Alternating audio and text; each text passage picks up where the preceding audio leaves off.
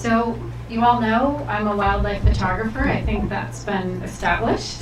But that pretty much means I have the best job in the whole world. I literally travel the world taking photos of wild animals.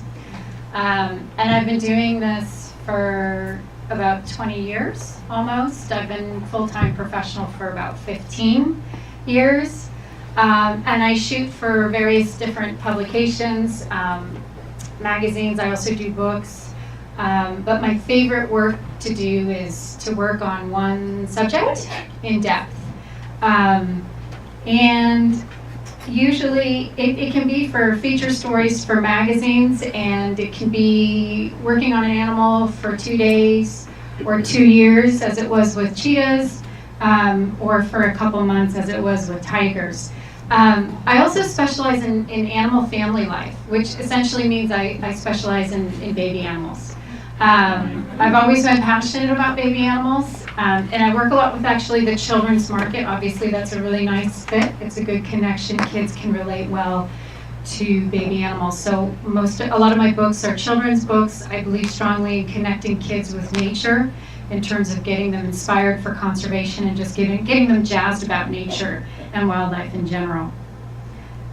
So, just to give you a little bit of history, I was a very strange little kid, clearly very stylish, very popular with boys. No, I was not. I was a nerd.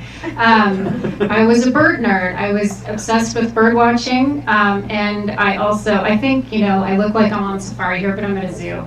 So this is how cool I was. I dressed like this to go to the zoo. And my mom, bless her heart, actually, my mom's here tonight. And my pediatrician, Dr. Goldberg, is here as well. So he's known me almost as long as my mom, or I guess as long as my mom. He was there when I was born. So this is a little bit, coming home for me. I grew up in Marin County, and actually I worked in the cafe here at the Book Passage in the summers when I was in college. I was a barista. I made Isabel Allende her coffee drinks. I don't think I ever got her phone quite right, but I did serve her coffee. So anyway, I was obsessed with the idea of becoming a wildlife photographer. I always loved wildlife as a kid, and I was one of those strange kids that knew exactly what they wanted to do. I think my family thought I might grow out of it, and I never did. And so it's interesting for me because I don't know life that isn't completely centered around wild animals. I don't know what life would be like living that way. And it's always been a big focus from day one. So growing up in Marin County, I went to school at Boulder for a couple years, and then I went to Santa Cruz to finish.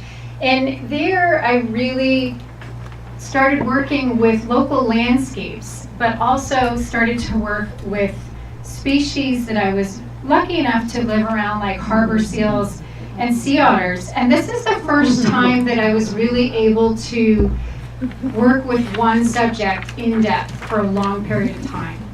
So I would go out and photograph, let's just say harbor seals for an example, and I would do it every spring for 5 years in a row.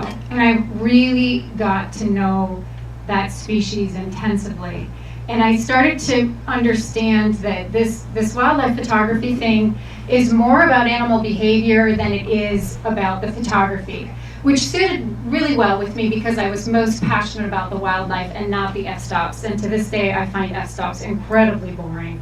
And I have a love-hate relationship with my gear. I'm not a gear person, but it's a necessary evil. And I consider myself more like a wildlife watcher with a camera. And so what I'm most passionate about is being out there with these animals. In my early 20s, I got the opportunity to travel to Alaska and spent several summers working with brown bears in a place called Katmai National Park in the coastal section of it, which is very remote. This was my first time working with that sort of typical sexy megafauna that I had dreamed of since I was a kid. I dreamed of big cats and apes and bears. And this was also my first time working with an animal that could potentially kill you. And what I realized is that there's a difference between working with certain populations. And in this place in particular, in some places it's considered suicidal to go out and photograph, let's say, sows with their cubs on foot. But in this area, they've never been hunted before, and they have no reason to fear people. So I started to pick and choose my locations and my populations of the subject very carefully, and managed to stay very safe working with animals in situations where you basically shouldn't be in. And that became really important to me, was knowing number one, the population, but also knowing the behavior of the species that I'm working with. So for example, if you go out on safari and you see a lion and they yawn, they're yawning when they're fat and happy. If you see a grizzly bear yawn, they're most likely going to charge you very quickly. They yawn when they're stressed out.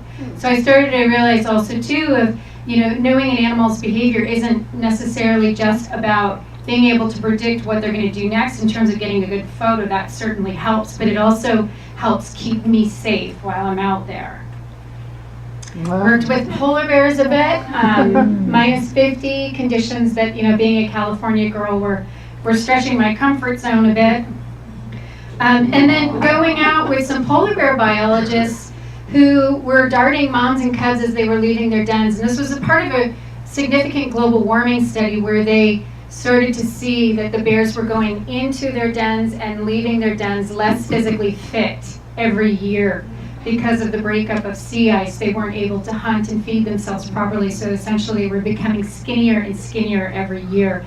And this is one of the studies that really showed that and proved that to the world. It was a 20-year-long study. And being out with these biologists, you have to cover yourself almost completely in conditions like minus 50. And then having a biologist say, can you hold this cub for a second and keep it warm? Yeah. No problem, I'll take her. So, incredible experiences working with scientists as well. And then also in my 20s, I went to get a job on a ship going down to Antarctica. I did 2 expeditions. And that was a fantastic experience for me. The first year I was the only girl on staff with about 12 guys. It was really serious physical labor, loading people in and out of Zodiacs, doing a little bit of Zodiac driving myself. But I got 2 hours a day. I think it was paid like $100 a day, something ridiculously small. But it got me to Antarctica, and it gave me also, I got 2 hours a day where I could shoot and photograph penguins for a month at a time. So this was an opportunity where I decided I wouldn't necessarily take that job now, but I took it then. But my big break, so to speak, came when I decided to pick up and leave my life at home and go to Africa. And the way it transpired is a bit of a long story, and I'll tell you the really short version. I was in my mid-20s, and I was working a day job. So wildlife photography is not the kind of career that you can just graduate from college and say, I'm going to be a wildlife photographer. It's a bit like saying, well, I'm going to be a rock star or a Hollywood actor. It just is incredibly competitive. It's a very, very difficult field to make a living in. The pay is not good. There's a lot of sacrifices you have to make, and you have to work really hard to start selling pictures. So I was smart enough to get a day job at the Santa Cruz SPCA. I was living in Santa Cruz, and I was the PR director, so not bad. It was better than making coffee drinks. No offense to Book Passage. It was a great job. But, I got to hang out with puppies and kittens and write press releases on spay, neuter, and that kind of thing. So not a bad gig. But I had been in this day job for about 6 years, and I was selling pictures, but I wasn't making a living. I was feeling a little demoralized about that. I was dragging around $50,000 of credit card debt. And so that's another thing about being a wildlife photographer. The startup costs are insane, and there's no bank that's going to give a wildlife photographer a loan that they'll laugh you out of there. So for me, credit cards were like this gift from God. You know, people say like, oh, I wonder how much interest you paid. It took me 12 years to pay that off. I don't want to know how much interest I paid. I'm happy not knowing. For me, I was just happy they would give me a card, and that I could go and buy this 500mm lens and pay for tickets to certain places and stuff like that. So I was dragging around this debt, I had the day job, and then I had the bad boyfriend. I think every woman has a bad boyfriend at some point in their life, and that was my time to have a bad boyfriend. And I was with him, I was living with him, I was with him 7 years too long. We all do that, and I just decided I needed to make a change. And I was really, really wanting to make a change. And then I got an email from some friends that I had in the Serengeti who said there's a litter of cheetah cubs out. And I had said to them, I want to know, when you see a litter of cheetah cubs, I want to do a cheetah project, and I want to follow this litter as they grow up. And this email came binging into my inbox at the perfect time in my life where I desperately needed a change, so I just did it. And within about a week, I had dumped the boyfriend, drained the savings account, put everything I had in storage, and I was on my way to Africa. I wound up in the Masai Mara because that cheetah litter disappeared. I went to the Masai Mara. I thought I'd be there 2 weeks, and I wound up staying about 3 years.